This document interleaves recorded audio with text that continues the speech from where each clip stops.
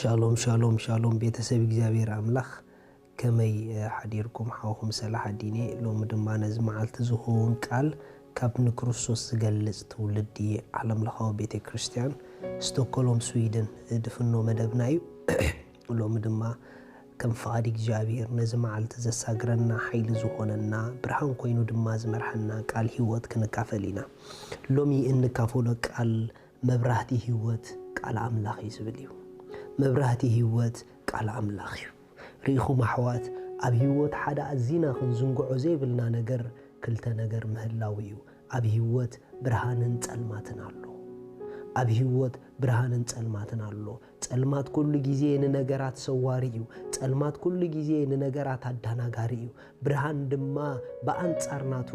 ነገራት ቀላዩ ስለዚህ እግዚአብሔር አምላኽ አብዛ ዝተባላሽዎት ዓለም አብዛ ጸልማት አትዩ ዝገዝአላ ዘሎ ዓለም ብርሃን ገይሩ በብርሃን ክንማላለስ ድማ ናይ ህይወት ብርሃን አብኢና ሂቡናዩ ክሳዕ ክንደይ ነቲ ናይ ህይወት ብርሃን አልዒልና ኣብ ማእከል ጸልማት እንዳደመቕና ንኸይድ ኣብ ማእከል ጸልማት እንዳረአና በብርሃን ንኸይድ ግን ናትናግደዩ ምኽንያቱ ላምባዲና እንተብራህካየ ኢዳ አድሰርሕ እምበር ኣብ ኢድካ ስለ ዘሎ ጥራሕ የብረህልካ ማለት አይኮነን ስለዚህ እግዚአብሔር አምላኽ ድማ ኣብ ህይወት እንዳብራህናሉ ከምቲ ላምባዲና ቅድሜኻ ዘሎ መንገዲ እንዳራእካ ነእጋርካ ብግቡእ ክስጉም እትጥቀመሉ ኣብ ህይወትና ድማ ኩለን ስጉምትና ጽቡቕን ትኽክልን ክኾና እዚ ማለት ወሳኔና አካይዳና ዕቅድና ዕላማና ፕላንና ኩሉ ብትኽክል ንኽንከዶ መርአይ ብርሃን ይድልየናዩ እዚ መርአይ ብርሃን ናይ ህይወት ግን ናይ እግዚአብሔር ቃል እዩ እንኮ ናይ ህይወት መብራህቲ እንኮ መብራህቲ ቃል አምላኽ እዩ ካለ ዓይነት መብራህቲ ክትጥቀም ኣብ ህይወት ብጀካ ዝቃል እዚ ኣይትኽእልን ኢኻ ምኽንያቱ መብራህቲ ኮይኑ ንህይወት ዝተዋሃበና ቃል አምላኽ ጥራሕ እዩ እዚ ቃል እዚ ዘይብሎም ሰባት ኣብ ብዙሕ ጎደኖኦም ይስሕቱ እዮም ኣብ ብዙሕ ጎደኖኦም ይወድቁ እዮም ይጋገዩ እዮም ንምንታይ ተተባሃለ ብርሃን ኣብ ዘይብሉ ምግጋይ ኣሎ ብርሃን ኣብ ዘይብሉ መውዳቕ ኣሎ ብርሃን ኣብ ዘይብሉ ምዕንቃፍ ኣሎ መጽሐፍ ቅዱስ መዝሙር ዳዊት 119 ጥቕስ 105 ከምዚ ይብል ቃል እግዚአብሔር ቃልካ ንእግረይ መብራህቲ ንመገደይ ብርሃን እዩ ሪኹም ቃልካ ንእግረይ ንስጉምተይ ንኹሉ ዕቅዳተይ መብራህቲ እዩ ቃልካ ንመንገደይ ንጎደናይ ንጉዕዘይ ብርሃን እዩ ሪኹም ናይ እግዚአብሔር ቃል እንዳብራህና ንስጉመን ስጉምቲ ኩለን ጎደናና ኣብ ብርሃኒና ንነብረን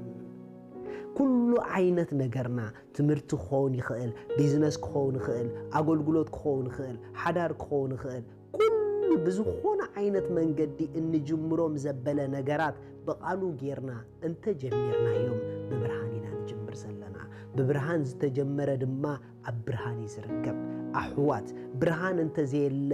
ብዙሕ ጌጋ ኣሎ ብርሃን እንተዘየለ ኮንፊውዥን ኣሎ ሪኹም ናይ እግዚአብሔር ቃል ጌሮም ጎደኖኦም ዘይጅምሩ ሰባት ኣብ ምልክት ሕቶ ጥራሕዮም ዝነብሩ ኩሉ ጊዜ ኣብ ህይወቶም ኮሽን ማርክ ኣሎ ኩሉ ጊዜ ኣብ ህይወቶም ሕቶ ነገራት ኮንፊውዥን እዮም ዘእትዎም ንምንታይ ተተባሃለ ጸልማት ኩሉ ጊዜ ኣብ ኮንፊውዥን ይዘብረካ ስለዚ ኣብ ምልክት ሕቶ ዘይብሉ ህይወት ክንነብር እንደለን እንተኾይና ካብ ናይ ምልክት ሕቶ ዘውፅእ ጎደና ናይ ብርሃን ጎደና እዩ እዚ ናይ ብርሃን ጎደና ድማ በመብራህቲ ጌርካ ዝእቶ ጎደና እዩ መብራህቲ ናይ ጎደና ድማ ናይ እግዚአብሔር ቃል እዩ እስከ ሎሚ ናይ እግዚአብሔር ቃል መብራህቲ ምዃኑ ንሕሰብ እሞ ኣብ ኩሉ ስጉምትና ቃሉ ነልዕል ኣብ ኩሉ ስጉምትና ቃሉ ንሓዝ ብዘይ ቃል ዓለም ኣብ ነብስ ወከፍ ናይ ህይወትና ስጉምቲ ቃሉ የድልየና እዩ ንምንታይ ተተባሃለ ከምዚ ክነግረኩም ድጸናሕኩ ጸልማት ኣብ ዝሰፈኖ ብርሃን ኮይና ስለንማላለስ ዘለና ብዙሕ ከዳናግረና ብዙሕ ስጉምትና ከባላሹ ብዙሕ ቅዳትና ከባላሹ ብዙሕ ጌጋ ውሳነ ክንውስን ዝገብር ናይ ጸልማት ምኽርን ሓሳብና ኣሎ እዩ ነዚ ኩሉ ዝገልህልና ግን እንተ ደኣ መብራህቲ ናይ ህይወት ቃል ኣምላኽ ኣለና ኮይኑ እዩ ሪኹም መብራህቲ ናይ ህይወት ኣብ ኢዶም ዝሓዙ ሰባት ኣብ ኮንፊዥን ኣይነብሩ ድዮም መብራህቲ ናይ ህይወት ኣብ ኢዶም ዝሓዙ ሰባት ዕቅዳቶም ኩሉ ትኽክል እዩ ንምንታይ መስለኩም ገለገለ ሰባት እንታይ ከም ዝገብሩ ናበይ ከም ዝኸዱ በየን ከም ዝኣትዉ በየን ከም ዝወፁ ዓቕሊ ጽበት ዝኾኖም ብርሃን የለን እያ ምኽንያቱ ብርሃን ኣብ ዘሎ በየን ከም ተኣቱ በየን ከም ትወፅእ ብግልፂ ትፈልጥ ኢኻ ንምንታይ ተይልኩምኒ ኣብ ጸልማት እዮም ነገራት ዝስወሩኻ ኣብ ብርሃን ግን ኩሉ